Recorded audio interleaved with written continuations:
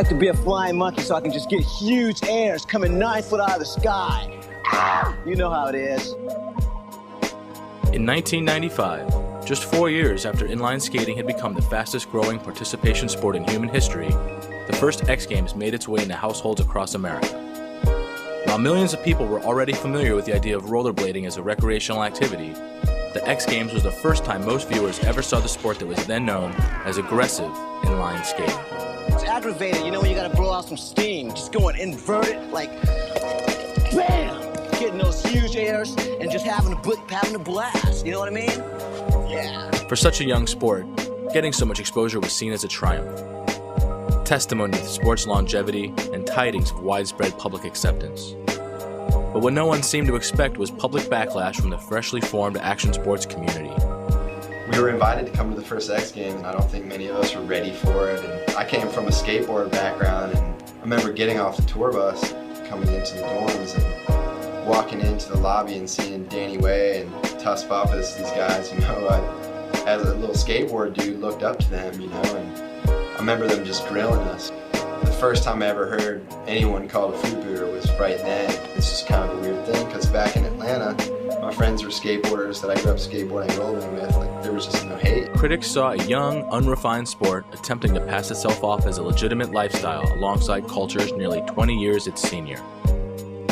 Is so young. I don't know if the inliners get the significance, let's say, of a competition like this, whereas the BMXers, the skateboarders, they've been doing this for so long, it's more like a business trip, kind of comparing, let's say, a college football team on a road trip or the 49ers. Yeah, I mean, Matt Hoffman in skateboarding, Tony Hawk, these guys have made big bucks in business. Inline, not quite the same thing. Because rollerblading has its roots and is on the same terrain as skateboarding and biking, it's kind of like we started out without our own true identity. It's kind of looked at as we're kind of posing off that, biting off that. And so really in the beginning, I mean, we were totally doing our own thing, but it was on someone else's terrain that was already created.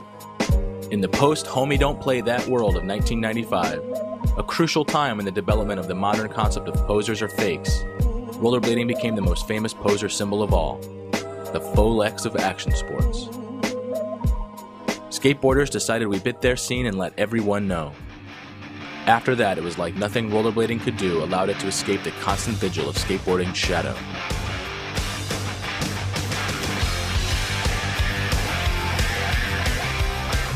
BMXers got 2 wheels. Skateboarders got 4. We've got 8 wheels. Do the math, asshole. We took the best of surfing, skateboarding, and BMX, and then we just dwarfed those bozos. Blading the edge. Men, get in line. And the rest has been history. The resulting stigma essentially erased the positive exposure rollerblading had earned itself, replacing it instead with a tendency to be discredited. Now, 11 years after the first X Games, rollerblading finds itself fighting a war for survival that has inadvertently created the very history it was discredited for lacking. We're in the young stage. We're getting back to the bottom because you got to fix the foundation and work with the basics and make sure that all that is ready and secure. This is the story of a global community of athletes unified by a common interest. This is what it's like being a rollerblader, being part of a group that some critics really do wish was barely dead. You know, the energies have shifted. Now it's gone underground and it's gotten stronger and better than ever before. So many rollerbladers cite the X Games as the source of their interest in blading that it's as good a place to start as any. And it's a good story too, because what almost no one knows is that the X Game exists in many parts thanks to the early popularity of rollerblading, a point which deserves some exploration. Yeah, 1994 was the first official street course contest put on by NIST, National Inline Skate Series. It got the TV psyched on filming skate contests. Rollerblading was popping off big and growing crazy at that point. And so that's where they got the whole idea to bring this to the X Games type deal and have skateboarding and BMX and all that because the rollerblading contest did so well on TV. And that's what a lot of people don't realize. And yes, rollerblading was a big part of the inaugural X Games and getting it off the ground. The X Games getting off the ground in 1995 was no accident. Skateboarding, freestyle BMX, snowboarding, wakeboarding, and other assorted sports, soon to be given the uber-generic umbrella title of action sports, are at relative plateaus when suddenly rollerblading enters the horizon with millions of new skaters. National Sporting Goods Association statistics put inline participation at nearly 24 million. At the same time, skateboarding 4.5 million, snowboarding 3.8 million. There was no comparison. Inline had exploded, and all that money had to go somewhere. Turns out the X Games got a chunk of it too, and has gone on to change the cultural identity of youth the world over. There is no better recruiting tool than something that gets out to millions and millions of people. It may not be the most credible thing. That's our job. Once they get exposed to it, we got to be there to catch them, let them come into our culture, and then let them sort of get an education.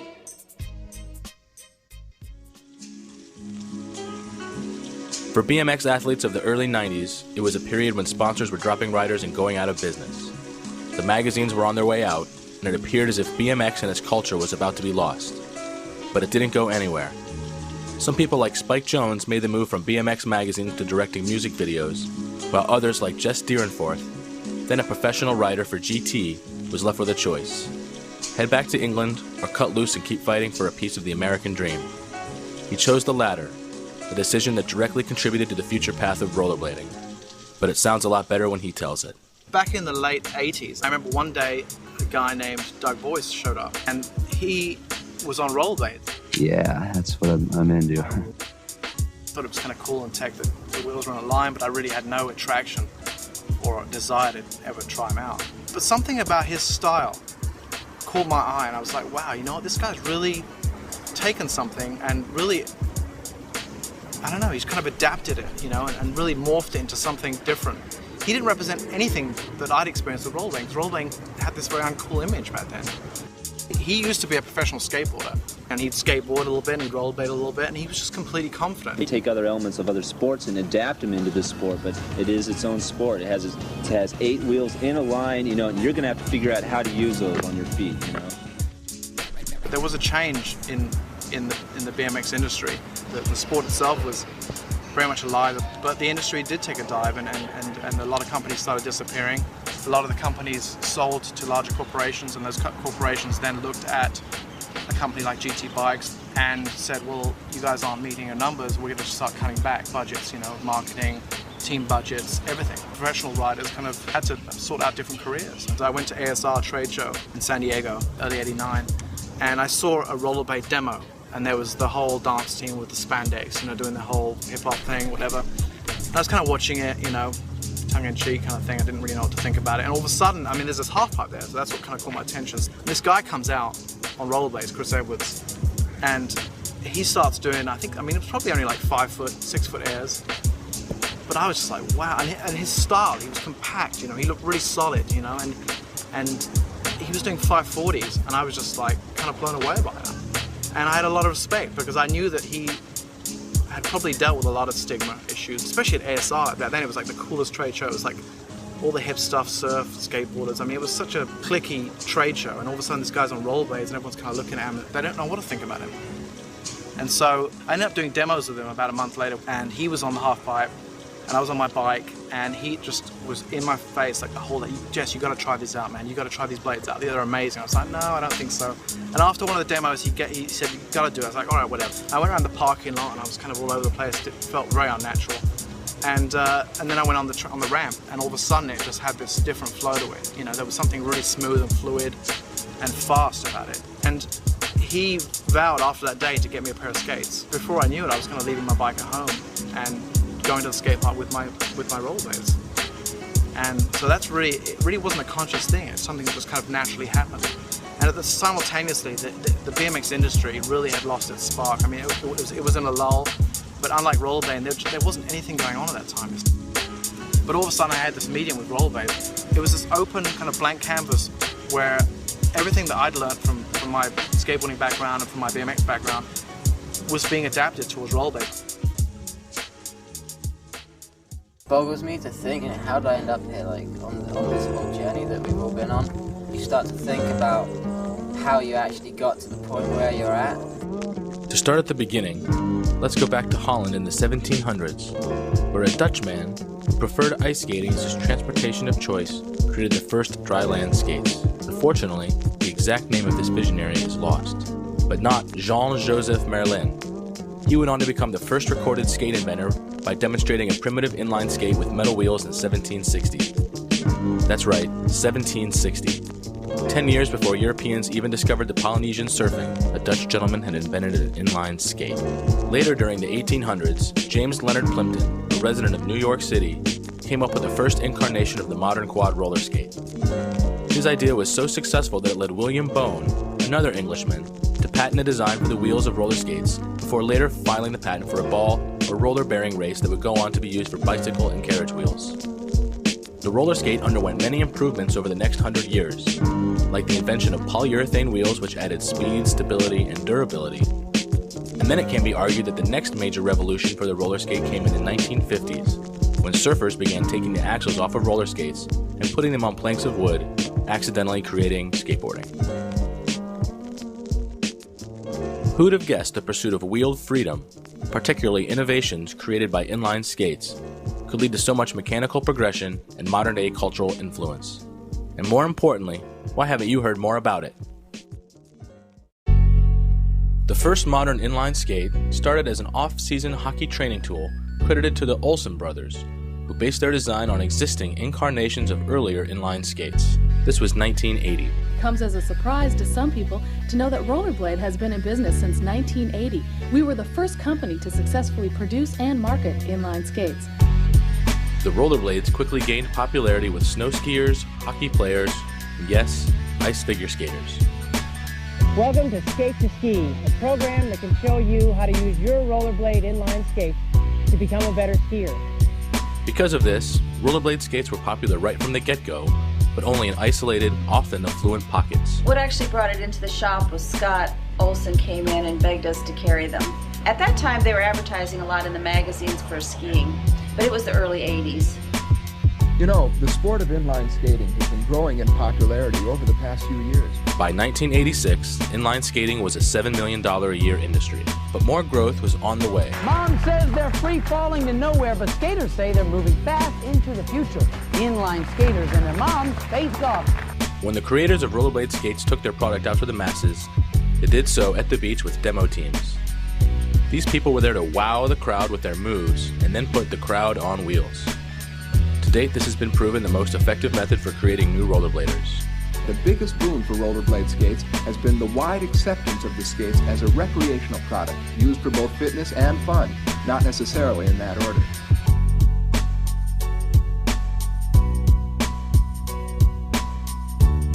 I'm just amazed that I don't see more of the big corporate CEOs cruising the parking lot with the rollerblades on, because if they did, they'd have a much easier and much more profitable day. Using the beaches of Florida and Southern California as a backdrop to the lifestyle of choice for athletic Americans looking for light fun, Rollerblade planted their roots in some of the most culturally eclectic soil around. It's like anyone can get into it for their own travel. As a breeding ground for new trends, Southern California was a particularly powerful catalyst in the evolution of rollerblading's popularity. Here, it found a place amongst the colorful locals as a tool for transportation and self-expression. By 1991, inline skating was a $200 million a year industry.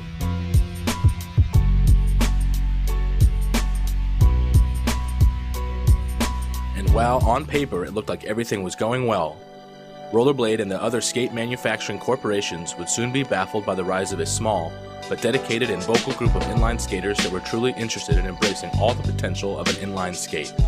Slowly, a rift formed that would lead to a conscious rebellion by this minority against the image that had until then been attributed to inline skating. It was somewhere during this economic and participation boom, on November 21st, 1991 to be exact, that a talented young athlete named Chris Edwards performed the first recorded frontside grind down a 3-stair handrail. Rollerblading suddenly had a new icon and was about to capture the imagination of the television viewing world. By 1993, the global interest in freestyle rollerblading had spawned its own media source, Daily Bread magazine. Suddenly, the segment of inline skaters most misunderstood by the large corporations had a unified voice. Here, the unique culture of rollerblading was nurtured and cultivated, bringing together influential and persuasive skaters in search of artistic expression, which is exactly what they found. And of course, 94 is the year that everyone will hone in on, is the year that it grew up, that people from all around the world that had been skating for 2 or 3 years by themselves met each other and realized that we were part of a global entity. The same time as the Southern California rollerblade explosion, rollerblades started showing up in New York City, specifically on MTV Sports. There's buses coming at you, and you have to learn how to weave in and out of people. It's a tool of weighing of getting around. No, that was inline skating. That was too cool for me. I don't know. Are you into it? I'm into it. Through MTV, rollerblading had an unprecedented opportunity to beam directly into millions of homes around the world, which it did. By 1997, there were over 29.1 million inline skaters worldwide, nearly a tenfold increase in just 8 short years.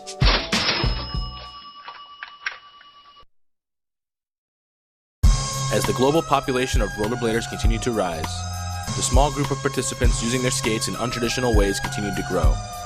Eventually, through the influence of less than a handful of videos that had been released, the stunts being attempted by the alternative skating minority became more specialized, yet still very raw by today's standards. Nevertheless, these stunts caught the imagination of thousands of extreme sports athletic enthusiasts. And so a video-centric culture was born. These videos were by no means instructional, but served as a means to communicate information to an audience, causing inspiration and motivation. Huge leaps for rollerblading culture occurred when California-based Video Groove released Dare to Air, thereby launching a would-be juggernaut, which drove the industry for many years, spreading the culture to all corners of the globe. Eventually, Video Groove would become the video series that made skaters' careers. Chris Edwards was the first skater we saw when Dare to Air came out. It was the first video we had seen of rollerblading, and we were like, it tripped us out because we were like, man, other people are doing what we're doing, you know?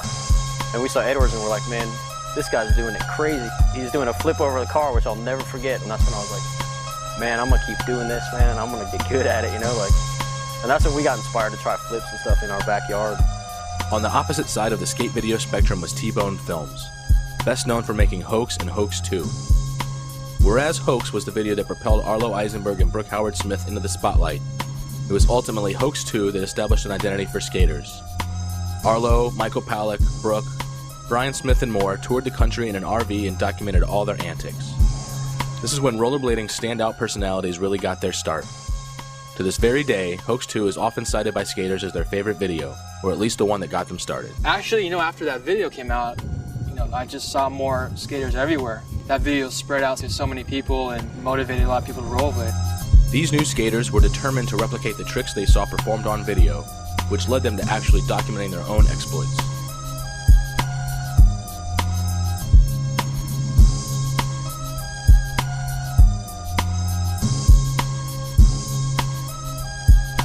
The 40 ounce was straight out of Venice Beach, you know? AJ rocking it with his dreadlocks and tie-dye shirt, knee pads and stuff. A lot of that old school stuff from rollerblading, you know, wasn't always the coolest thing. Of course, AJ looked cool doing it just because he's AJ, you know, but like if any of us were going to do it, it'd be kind of more like a joke, you know? We're like, man, let's get rid of these pads, you know, like they're uncomfortable and stuff. We're like, and it was kind of scary, you know, to get rid of your pads because everyone wore knee pads back in the day, you know, but that brought a whole new element to it, I think, too, because it made everyone relax. And without pads, you couldn't fall, so you wouldn't fall as much, so it brought a whole new smooth element to rollerblading. What all this really accomplished was planting the seeds of inspiration in other skaters to pursue their rollerblading interests. For many, this meant uprooting from their homes and relocating to Southern California, which is exactly the chain of events which brought together a group of individuals which will become responsible for the de facto image of 90s rollerblading culture: Senate. I'm pretty sure we all had a vague plan to move to California and become rollerbladers, but I didn't have a long-term plan. We accidentally started Senate. You know, Arlo and I were kind of just drawing on things, and we came up with a fake company. I mean, a lot of people don't know this. The Hoax was a fake movie. That's why it's called The Hoax. It was just us filming stuff, and we'd tell people, yeah, we're making a movie. And eventually it turned into a real movie, and of course, eventually Senate turned into a real company. We started Senate at the end of 1993. We made about, I think it was like $1,700. When I got on Senate, they were making the grind plates in their garage. In 1996, Senate sold 750,000 t-shirts. That's not including the wheels and the bearings and the hard goods. And in 1996, 97, we made $13.5 million. That money had become like unreal to us. It was an abstract concept. Whatever we wanted to do, we did. He's right. Senate made things happen for rollerblading. Now tonight, the story of an inline skating company and its motto. Inline skating is hot here locally. Many companies like to reflect an aggressive edge, a competitive toughness, if you will.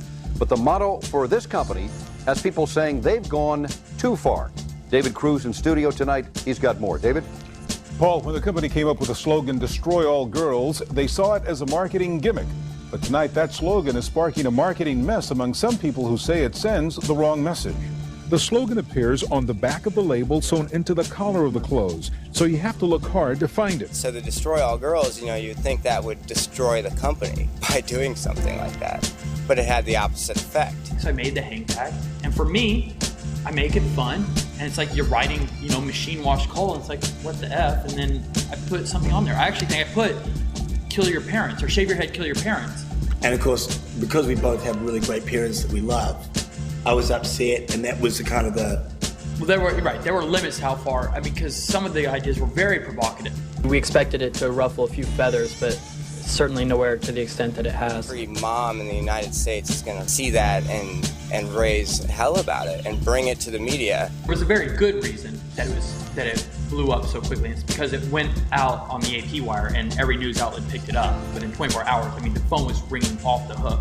CNN, MTV, NBC, ABC. Every local news outlet. So within 24 hours, rollerblading had an edge to it and had a name associated with it, Senate. Now, the company says it is now producing the new season line and that they will not use the Destroy All Girls slogan on the new labels. But they're not making any apologies either. And so we didn't know anything about being a fashion company. We don't know about making clothes or making a line or any of that stuff. And so we're guessing and we're just bullshitting our way through it. Because it was this intense kind of like this sequence of events that led to us doing very, very well. And by the way, when Brooke says that we made 750,000 t-shirts and the company was doing $13 million, people assume that we made out we cashed out and we're millionaires now just living off of Senate. But I'm by no means rich. What happened is, well, first of all, we didn't own the company. We did in the beginning. Yeah, we sold it when it was worthless. But then when we sold out, it made a lot of money. The crazy part of that and being that young was that you would make these things. We'd put them on a computer, and then there was such a huge corporation behind us that, a couple of weeks later, there'd be a warehouse full, and it was a very big warehouse. I don't think we have ever had a true, accurate sense of the scope of the things that we did. The one saving grace that we had at Senate was that we always had creative freedom, complete creative control of the company. We were owned by Bravo, but we could do whatever we wanted. So we do Destroy All Girls, and all those creative decisions we were free to make on our own and succeed or fail on, but really because we could do no wrong. Brooke and Arlo turned their experiences into products aimed at allowing rollerbladers to express some sort of agenda, and it worked.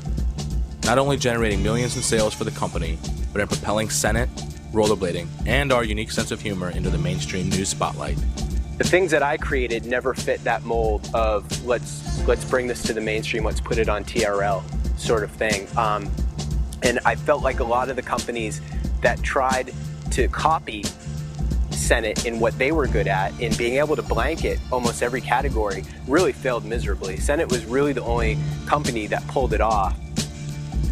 95, 96, K2 really started putting the gas on. They had a really innovative skate, and at the time Rollerblade was doing well. They had their new products. Everyone kind of had these new fresh products that really shaped the industry, and people were competing with each other and trying to outmarket each other, and that led to a real big expansion. And I remember working at K2, and the numbers were really big, on all the skates.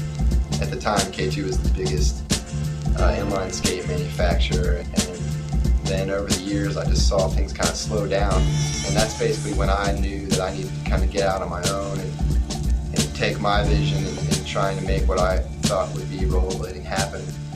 Throughout the early 90s, it seemed as if rollerblading could do no wrong, and by all accounts it didn't. Just look at all the attention from Hollywood and Madison Avenue. Even before we destroyed all the girls, there was Prayer for the Roller Boys in 1991 with Corey Haim and Patricia Arquette. We are the new generation, and we are the remedy. You need a new family that cares. The Roller Boys care. Airborne the Movie, featuring Jack Black and Seth Green in 1993.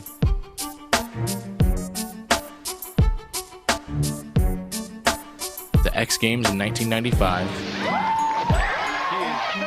MTV Sports.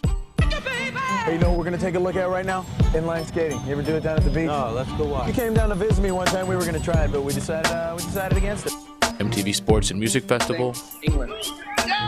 all the sports together, you got skateboarding, BMX, freestyle, even motocross. Sometimes when you get all the athletes together, especially the inliners, you get kind of a volatile mix. As well as a bunch of our industry's most veteran skaters jumping over the now governor of California in full costume for Batman and Robin. Even a clutch dialogue line in the movie Liar Liar from 1997. No, I was for rollerblades. Made highlight of the then booming sport of rollerblading. Those were the times when rollerblading was almost as omnipresent as skateboarding and BMX, at least in terms of marketing placement. Did rollerblading deserve so much attention? Well, it depends on who you ask. All those movies, you know, Batman Using Us, Airborne, they made a Hollywood stereotype attempt and they just used us as a vehicle. But they didn't really talk about us. They didn't really show us the way that we know we are. You gotta have an agent in LA. It's vital.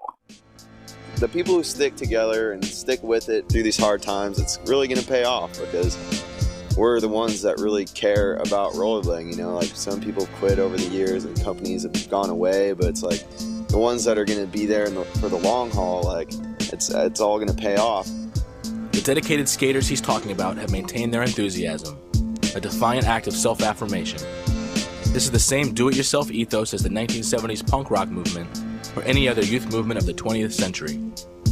Disenfranchised youth becoming involved with a cause or community they believe in, bucking the system and popular opinion to focus on their own specialized interests. It's like a subculture within a subculture within a subculture, and then you see all the extreme sports growing and becoming more popular and being accepted by the mass culture, and then it's just like there's rollerblading, this little dot in the back in the corner that's like these other subcultures pushed to the side.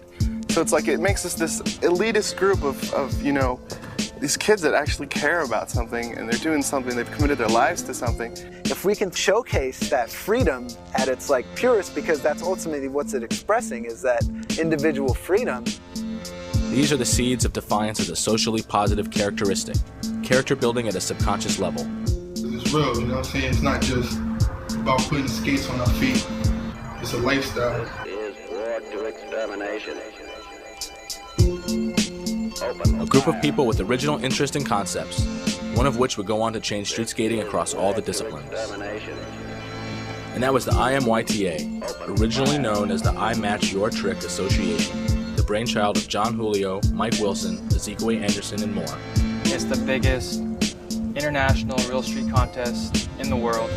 It's hard to describe unless you're there, because when you're there, you can feel the vibe, hear people talking and cheering you on and pushing people and, get that shit. It only makes it better that it's in real urban areas, the biggest rails, the biggest ledges. It's just real street. Craziest tricks that have been done, on 8 wheels have gone down at one of the IMYT events, which helps just push the whole sport in general. In 2000, outside the San Francisco X Games, the IMYTA held its first event, a raw and skater-judged street contest. The response was huge. Hundreds, if not thousands of skaters and spectators crowded each spot, and in those hours an international rollerblading phenomenon was born. What was originally launched as a collective protest towards the restrictions of the X Games and similar contests would soon go on to become adopted by those very organizations. But don't think the IMYTA got any credit when the X Games decided to start having their own real street contests. Meanwhile, outside of the rollerblading bubble, there are energies being committed to perpetuating the rollerblading as lame myth. Can I trust you? Before MTV discovered Jackass, Big Brother Skateboarding Magazine was doing society's dirty work. And when it came time to publishing their 69th issue, they decided it would be the worst issue ever. And it was.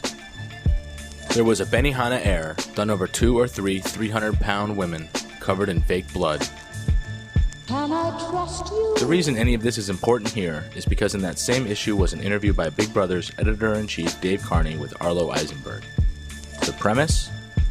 Dave and his henchman Chris Nirako were crocodile hunting Arlo as he skated spots. When he'd land a trick, they'd tackle him like the late great Steve Irwin.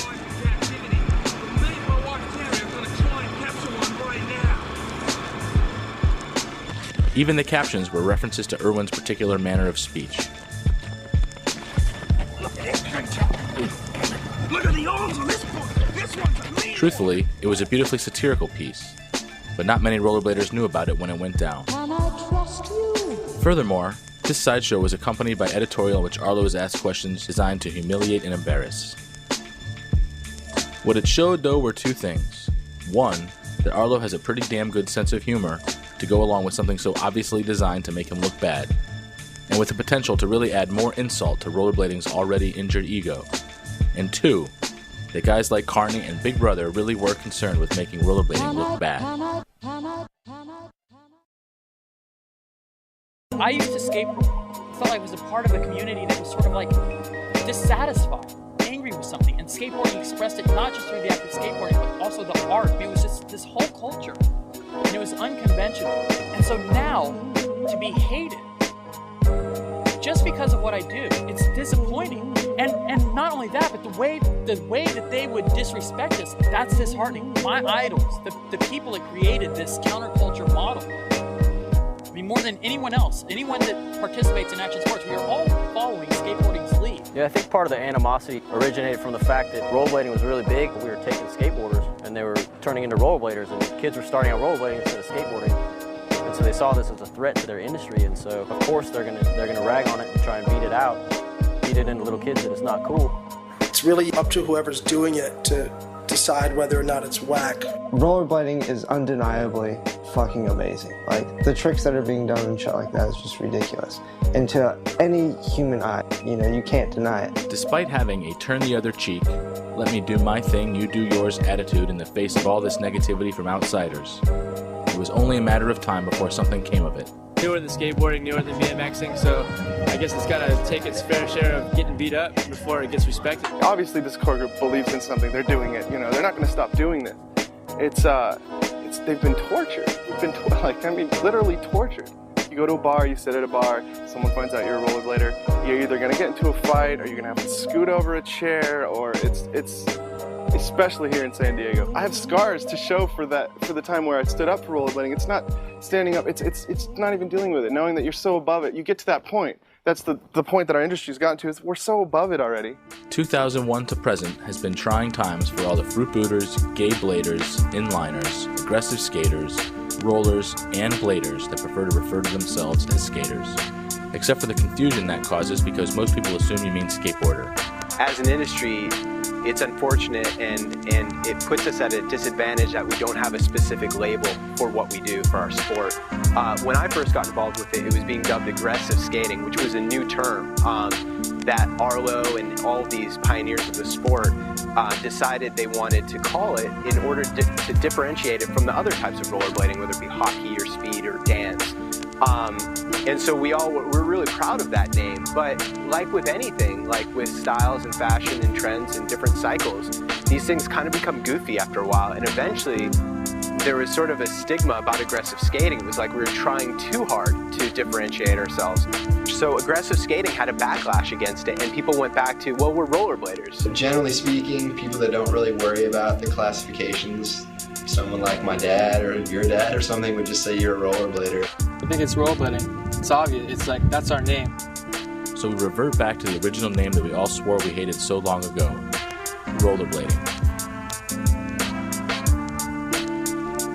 The word rollerblading is a trademark used in reference to a particular brand of inline skates.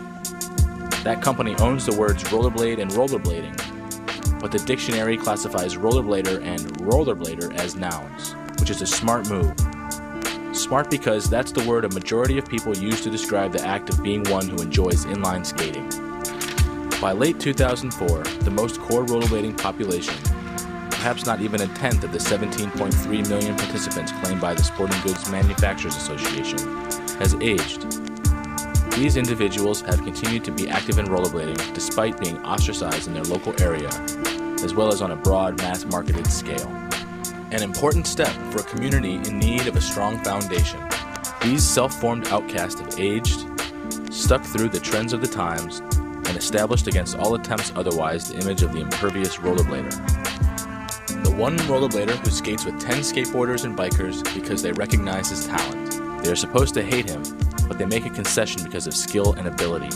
Proof that a myth condemning a sport can only last so long in face of that sport's ever-evolving difficulty and amplitude. The Eventually, talent and sheer athleticism break through stereotypes. I respect what they do, you know, and they seem like they keep pushing the sport. It is gaining unspoken respect in the eyes of its most serious critics. It is going through the same growing process the other alternative or action sports did years before. Scenes are starting to grow too. Small towns and big cities alike are bringing up new crews of bladers. The overall impression is that rollerblading is unpopular, but not going anywhere. The relative skill of the upcoming skaters improves too when compared with the professionals. The ability gap is closing, which both helps the community by ensuring better representation to the public, but also negatively in that it confuses the bladers who seek sponsorship or recognition from a starved industry struggling to meet its own ends. Then in 2004, a grating reality check. The rollerblading street skating event is removed from the American X Games, forcing a slow ripple throughout the rollerblade industry. I've been announcing the X Games, okay? I go and I do the play-by-play for the TV broadcast with Mark Shays. And every year before we go to the X Games, they have what they call a talent meeting. We go into the conference room and the guy, Rich Feinberg, the producer, says, listen, I had my staff put together this video of highlights from last year's X Games. I think it's really great, and I think it's going to get everyone fired up. They puts in the tape, turns down the lights, and they never show rollerblading. We're part of this staff. We're part of the X Games. Rollerblading hadn't been dropped yet. And Rich goes on with the presentation. He's talking about this stuff. He's talking about the new technology. And he says, we've got some really great new technology this year. We're going to have the cable cam coming over the whole street course. And he's talking about the different things. And he says, and we're going to do something new this year that we've never done before. He said, so we're going to have a follow cam to show on the street course. He said, but I got to tell you guys. He's now talking to the whole room. He said, I got to tell you guys, we tried everything. We thought about a lot of different ways to get this, and it just so happens that the best way to get the footage is by having an inliner on the course.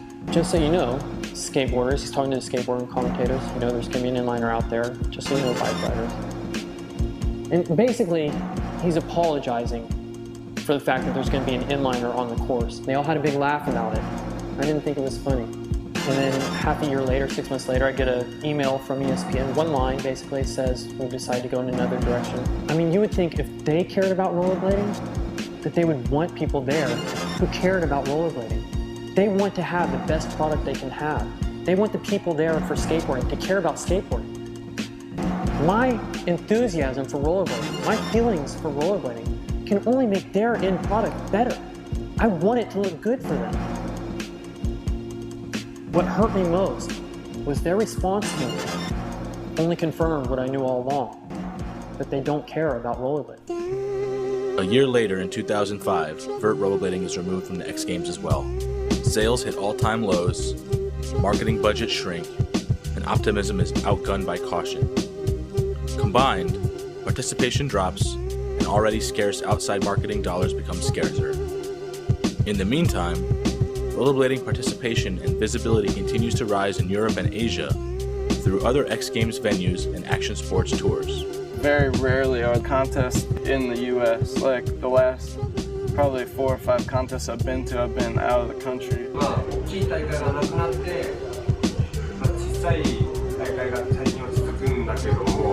There used to be like so many times when I was a kid, like rollerblading come on TV and you just hurry up and get a tape, you know, you push record because it was awesome. You know, they had NISs, they'd have everything. They have ASA contests, and now it's like we've just been so pushed to the outside like outcasts that everybody forgot about it.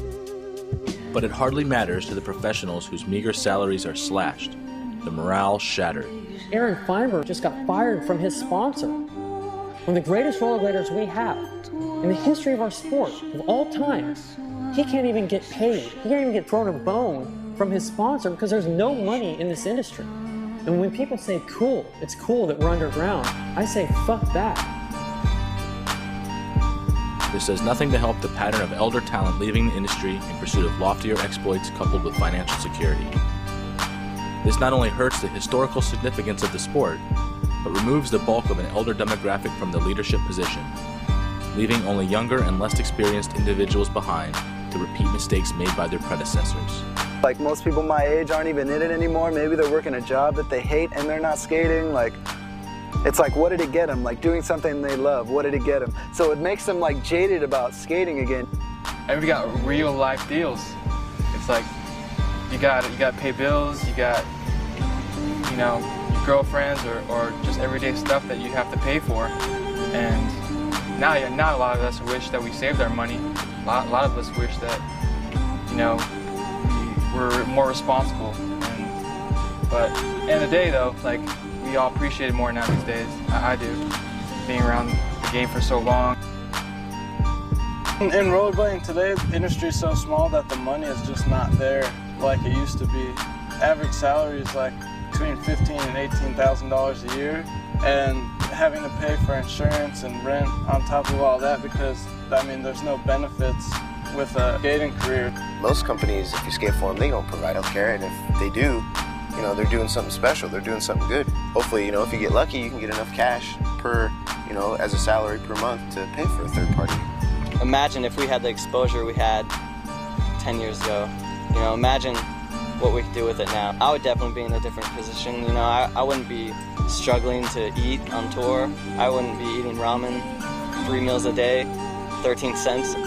For my game right now, and I'm eating ramen. When I was barely first starting, I would go to a competition and make $10,000. I didn't even know what to do with the money because I was so young. I'm 24 years old. I have 1 more year until I'm off my parents' insurance, and I can't seem to stop what I'm doing. I'm too in love with what I do. Rollerblading has me in its grip.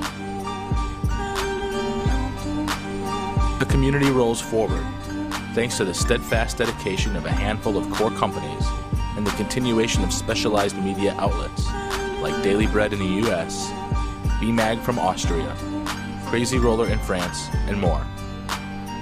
Some of these titles are gone now, more fallen soldiers in a long and seemingly endless battle for respect. It just sucks right now. We just have to stick through these hard times, and, you know, can't be buying expensive cars or owning houses and stuff like that, but maybe someday. In 2006, the period of denial for rollerbladers is past. We've accepted our position as outsider. We know no one cares about what we are doing or who our top professionals are. Money is hemorrhaging out of the industry still, yet new and more educated leaders continue to emerge. Members of the old guard such as Arlo Eisenberg have said these times are the most important. This banishment from action sports, our exile, has been the greatest blessing. Because what happened is skateboarding got so big that really it became mainstream. The cool kids at school are wearing skateboard gear. They really have become the jocks. I mean, they're the ones dating the cheerleaders. Now that cheerleaders are the girls. The whole thing is switched. Alternative is the mainstream. The hottest girls at school are wearing black. So now you can't really go to school and be a skateboarder and be the outcast. You don't have that experience anymore. We are the skateboarders from 20 years ago. We're the ones that go to school with a rollerblading t-shirt or carrying your skates, and you get ostracized. You get made fun of. You're the roller fag. You're the fruit pooter. But at the end of the day, they will have gone through a struggle for something that they believe in and that they love. And when it all comes back around, when people do start to say, you know what, that's cool, that's impressive, and God willing, the money comes back into the sport, and they put it back on TV, we'll know that the people that are there at the top representing the sport will have paid their dues and are people that we are proud to have representing rollerblading. There's even more to the story. All the bad press, all the negative stigma, all the efforts of a culture falling short of aspirations, it all amounted to an overwhelming sense of jaded destiny, which was complete bullshit. Behold the power of suggestion, a placebo effect made real. Just look at the numbers.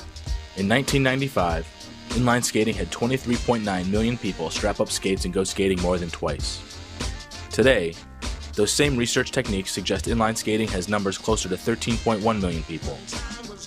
A number even today slightly greater than skateboarding. Our industry has declined since its booming heyday, but the interest is still there. Just as strong as in other sports. In fact, more than snowboarding, more than mountain biking, and more than tennis. Not every one of these skaters is a top professional or aspires to be anything other than recreational, and neither does the tennis enthusiast, or the mountain biking novice, or the snowboarding retiree. But the numbers count the same for them, earning those sports attention from major sponsorship dollars, endorsements, and widespread media exposure. Rollerblading is not treated as a valuable marketing commodity by the public because it has never stood up for itself as a culture that was above or truly beyond the cultural stigmas which have rampantly preceded everything. At least not until now. There is no answer to where we're gonna go and what's gonna happen to us. As long as everybody fucking believes in it, it's gonna go somewhere. Because I fucking get on a plane every other weekend and go to third world countries and do fucking demos for God knows who out there, you know, for a fucking reason. I think it's the same reason that every kid wakes up in the morning and puts on his skates. We have a movement where there's an awareness of rollerblading, that people realize that skating is what you want it to be. It's something that comes from within inside you. I think it's important for kids to realize what kind of sacrifices people are making to better our industry. And I'm excited to see the people who stick it out, because those are the people with the creative vision that have the heart, that have the integrity to stick with something they love and get past the fact that it's not about the money, it's not about being famous. You know, we're all lost souls trying to figure out what we're gonna do to keep the dream going. Once people start realizing that it's not something that you're gonna be automatically judged for participating in, negative or positively, by the participants, then I think a lot more people will start coming into rollerblading. Everybody's responsibility at this point in the game is to make sure that we're cultivating the next generation. Back in '96, it was easy. It was on TV, you know, it was on the streets, it was in people's mouths. You know, nowadays, it's so underground, it's so driven down that it's hard for kids to find it. And now the task comes to showing these consumers what possibilities lie in the wheels beneath their feet. The crossover is and has been happening for some time. Rollerblade and other companies offer sub-$80 price point skates with aggressive skate features, such as sole plates and H-blocks. It is an exciting time for rollerblading, because change is the only constant of the times. Everything is changing, and for a sport long thought dead, change can only lead up. I really feel that over the years, people have made the mistake of defining the success of rollerblading in terms of money. And that people think, okay, when there's lots of money in the sport, rollerblading's doing great, and when the money falls out, though, rollerblading died. But the fact of the matter is that rollerblading has been consistently progressing since the day it began. And that the level of tricks, the amount of style, the innovations in hardware and skate technology, everything's been progressing since day one. As long as there are people breathing, someone will be rollerblading. We don't need to worry about the sport. I think it's progressing more now than millions of people were doing it. No longer occupied by posturing for public opinion, rollerblading culture has matured into a level of self-awareness that displays both strength and diversity. Cultural, economic, and social barriers are greatly minimized within the shroud of the community. A vast network of friends and acquaintances across the country and globe creates a true sense of unity. At one time, you know, rollerblading had sort of a central brain trust, you know, it was like Daily Bread and Senate and all these things came out of one central area. And now we're in a different place. I mean, you know, Daily Bread is sort of transitioning into whatever, and there are new magazines that are emerging, and there are companies now that are spread all over, not just the country, but all over the world. And I think it puts us in a stronger position. Some people say they long for the good old days. But now, rollerblading is like, it's like we've got these little Al-Qaeda cells. And it's like each one, it's like now there's no head. There's no, you know, you can't cut off the head and kill rollerblading. It's got these little cells, these little communities of rollerblading that are each evolving and growing in their own right, sort of like cultivating their own little scenes. And then it's the feedback loops that get created between those different communities and the way that they all sort of interact that are creating a new kind of rollerblading that's a reflection of a lot of different input. And that's the kind of natural process that makes something ultimately better than it ever could have been if it's just under the dictatorship, you know, one small collective. But being a rollerblader is much more than enjoying inline skating. Rollerblading became and has been a target for action sports slander for nearly 10 years. But the joke is about to take an interesting turn, as the underappreciated and misunderstood underground global culture of rollerbladers is about to be exposed like never before. Some think it is already gone, but rollerblading is far from barely dead.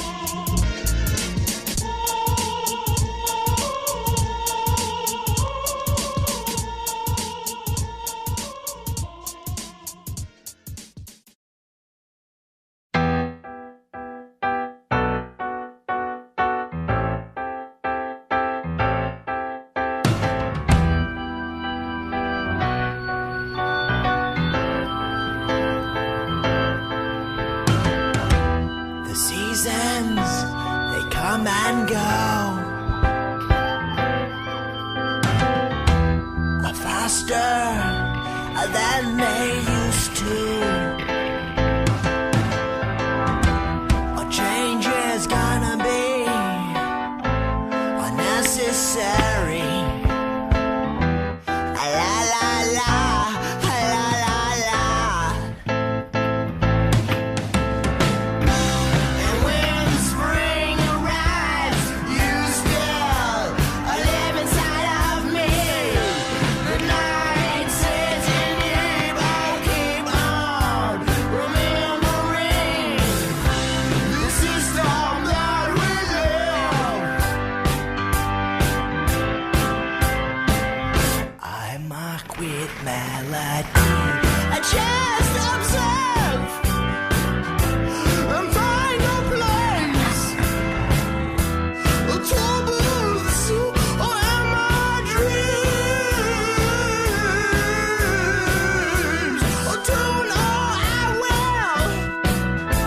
A tune you in. I am happy. And when the spring arrives, you still live inside of me. The night sits in you, don't keep on remembering the system that we live. I mark with melody.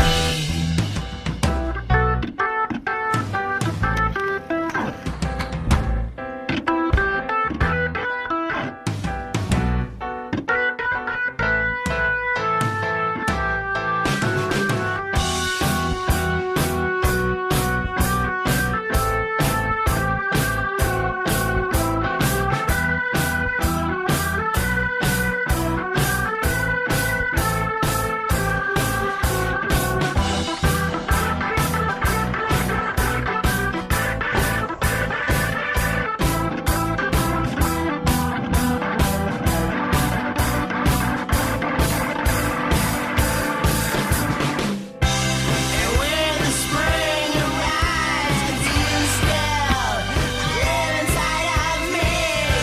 The night sits in deep, I'll keep on remembering the system that we live. I mock with melody.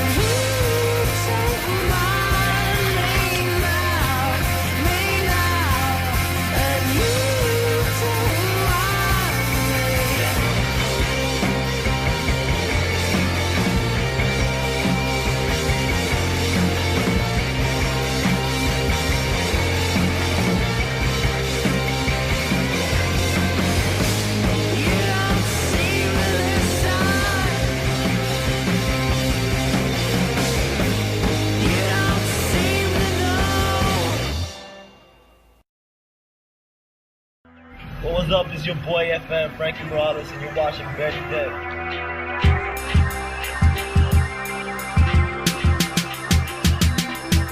I'm from the A where they drip paint, sip dank out of cigarillos. Y'all they know that sticky pill stank. I'm from the city of days, there's a Jeep stand to catch this nigga slipping and blast them and now they sleeping.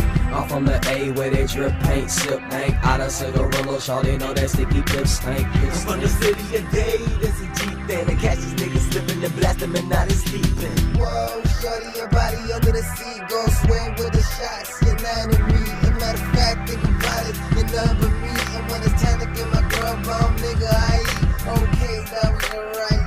I'm done, they ain't nothing left to say. Fuck with me, red rum. Okay, here I come. The boy King Kong, young bosses. To build in my kingdom.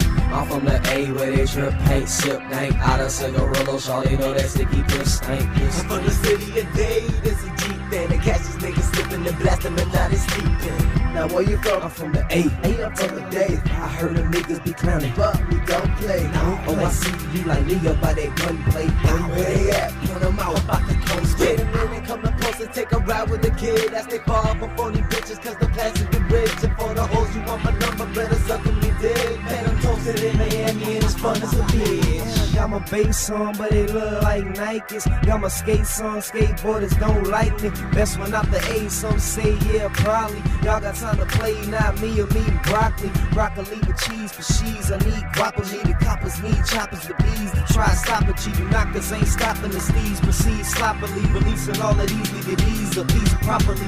I'm from the A where they drip paint, sip dank out of cigarillos. Y'all they know that sticky pill stank. I'm from the city of day, there's a Jeep there to catch these niggas slipping and blast them and now they sleeping. I'm from the A where they drip paint, sip dank out of cigarillos. Y'all they know that sticky pill stank. I'm from the city of day, there's a Jeep there to catch these niggas slipping and blast them and now they sleeping. Gotta stay cold, I'ma be frozen. B&G Lokes, be unique clothing. Cameras flashing, so your boy posing. Mannequin, man, the man, the girl scoping. Your cameraman pan, but damn it, who knows him? I ran in this damn land, suppose your boy chosen. Your clan and your family land, my leader nose broken. You get it, you understand, you know the noise poison.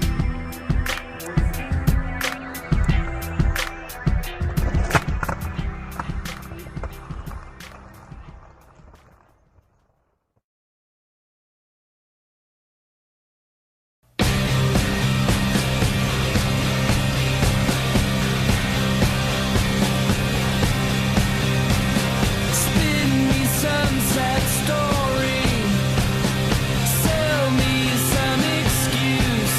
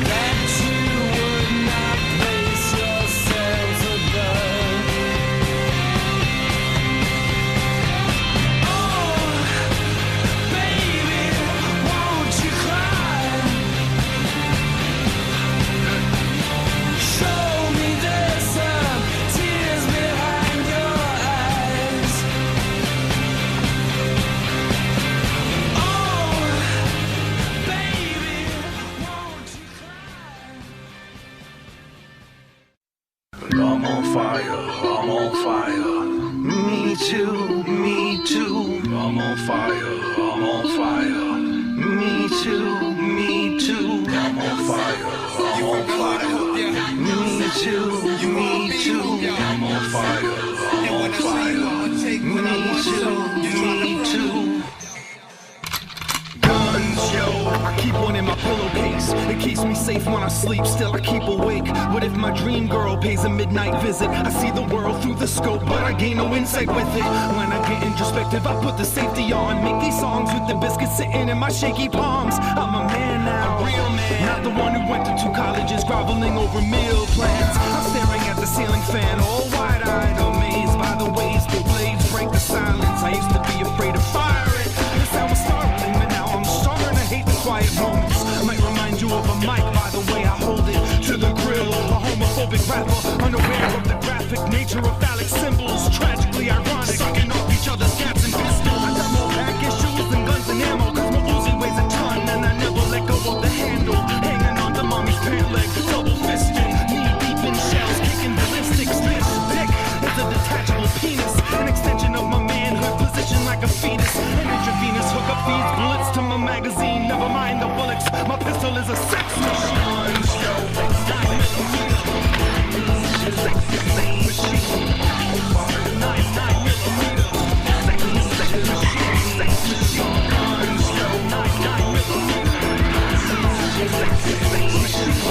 I got another gun, I keep it in my briefcase. It keeps me safe at my workplace. Cubicle gangster who's in need of his personal space. Extra love, unable to look girls in their face. Cause I know that only stupid people increase the birth rates. I'm just about dumb enough to hold up the sperm bank. Make my demands and then facilitate fur trades. Empty the bird cage and release the mermaids. I got a water gun, I keep it in my mouth. It keeps me safe from the things I like to speak about. But words are leaking out, and all these smiles that I crack are like a dam on the verge of collapse. There ain't no turning back. In fact, I can't hold down my fluids, retract statements without water displacement. Flooded the basement, then sought refuge. Removed my waterproof vest, and then I kicked off my wet shoes. Made it to dry land, pistol in hand. Fistfuls of ammo, riding on a camel through the desert sand.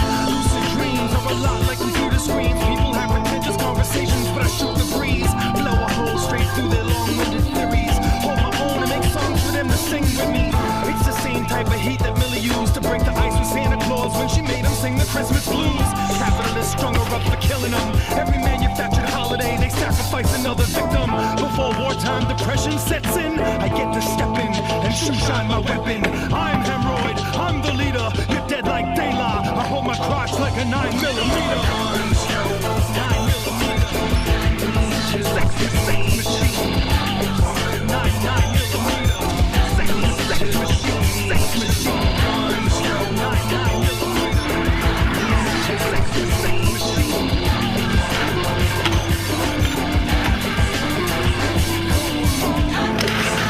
You from the hood, I hope ya. You want beef, hope ya. And when I see you, I'ma take what I want, so you try to front, hope ya.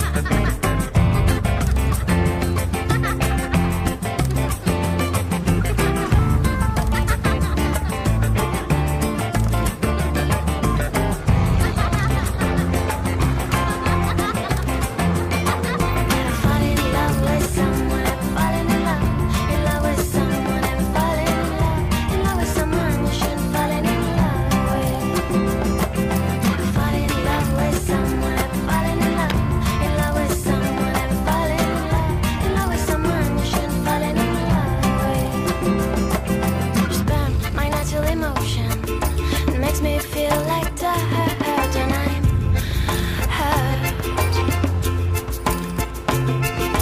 If I start a commotion, I run the risk of losing you, and that's worse. And falling in love with someone, falling in love with someone, and falling in love with someone you shouldn't fall in love with. Falling in love with someone, falling in love with someone, and falling in love with someone you shouldn't fall in love with.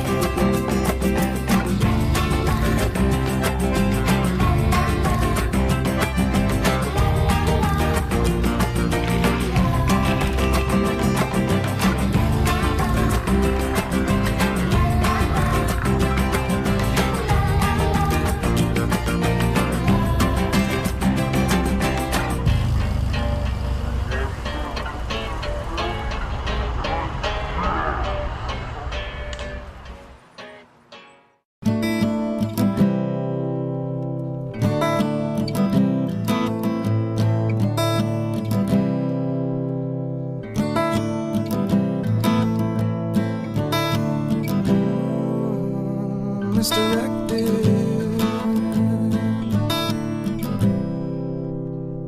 Turn your head and find a question. Feel it pressing. Misdirected. Follow me beneath, below the light. Find your roots and hold on tight. 'Cause the road is short, but it can seem long. And I just have a question while I'm barely holding on. But nobody knows the answer to why, and it repeats in my head. We're misdirected.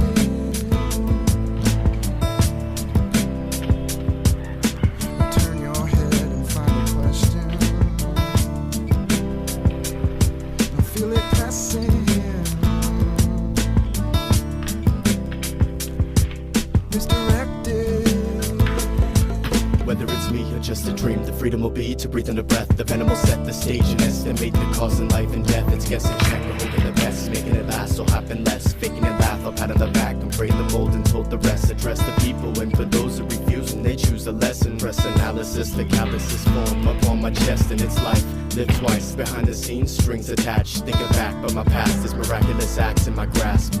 Procrastinator, pass the blade, awaken fate. Misdirect, affecting me is testing me to create a change of pace to replace the basic ways to rephrase. Playing games, raise my aim to make a statement on page. And when I reach for those days, each time it reminds me that I'm faced with those questions, suggesting whatever blinds me. Try to speak, keep it all inside. Think of each and every person had a peace of mind. Would we find the answer to why I swallow my pride? The road's wide open, my eyes closed. I'm supposed to throw it in the ocean. There's a message sent to prevent stepping backwards. It's disinfected when my pen captures. Deep beneath, increasing peace that's achieving. Last but not least, believing feeds me these reasons. I'm stuck in the middle of life.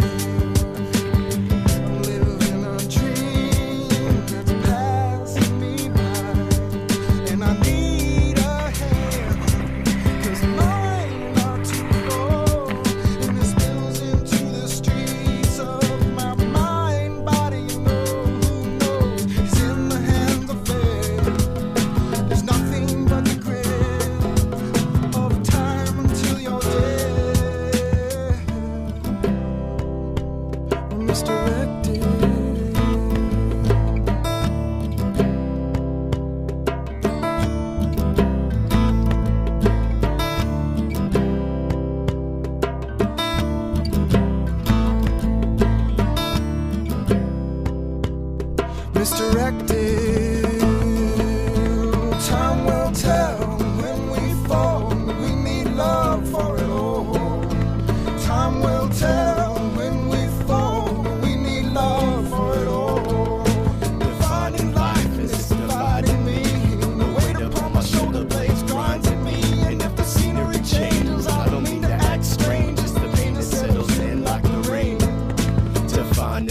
surface is dividing me. The weight upon my shoulder blades grinds at me. And if the scenery changed, I don't mean to act strange. It's the pain that settles in like the rain, like the rain. Defining life and it's dividing me. The weight upon my shoulder blades grinds at me. And if the scenery changes, I don't mean to act strange. It's the pain that settles in like the rain.